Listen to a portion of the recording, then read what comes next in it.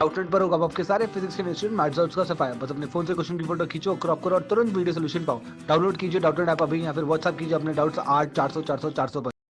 Hello students, question है which of the following is not correct. इनमें से कौन सी जो स्टेटमेंट है वो करेक्ट नहीं है, राइट। ऑप्शन ए दिया हुआ है हमें, dissolution of a salt in excess of water may be endothermic process. First option में कह रहा है कि एक्सेस ऑफ वाटर में जब हम सॉल्ट डिसॉल्व करते हैं तो एंडोथर्मिक प्रोसेस है, यानी कि इन एंडोथर्मिक प्रोसेस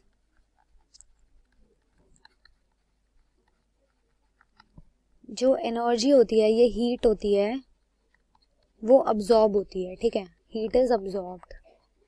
तो जब हम सॉल्ट प्लस वाटर करेंगे, न्यूट्रलाइजेशन रिएक्शन, सॉल्ट को वाटर में डिसॉल्व करेंगे तो एनर्जी अब्जॉर्ब नहीं होती, एक्सोथर्मिक होती है, ठीक है।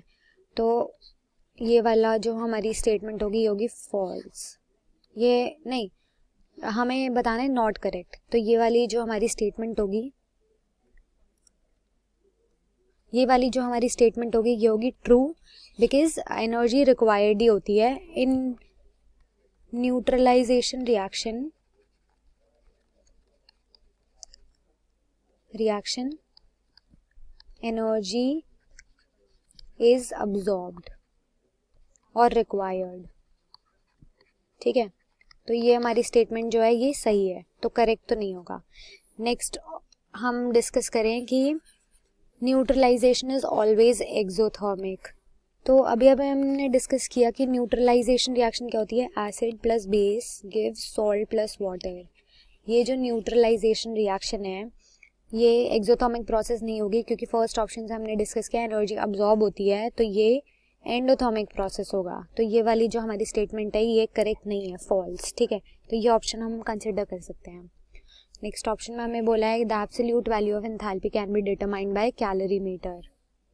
तो यस, ये हमारी जो स्टेटमेंट है ये करेक्ट है, बिकॉज यूजिंग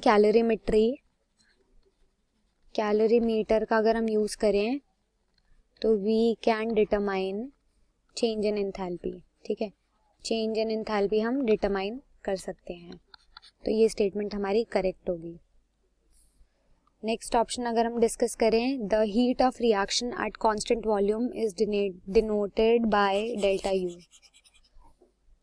कांस्टेंट वॉल्यूम पे अगर हम देखें तो heat of the reaction delta U के इक्वल होगी। According to thermodynamics law delta U is equals to Q plus W, है ना।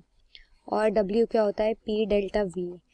अगर वी कांस्टेंट है और प्रेशर जीरो होगा तो जो हीट होगी वो इंटरनल एनर्जी के इक्वल होगी। Therefore this statement is also the correct statement, ठीक है।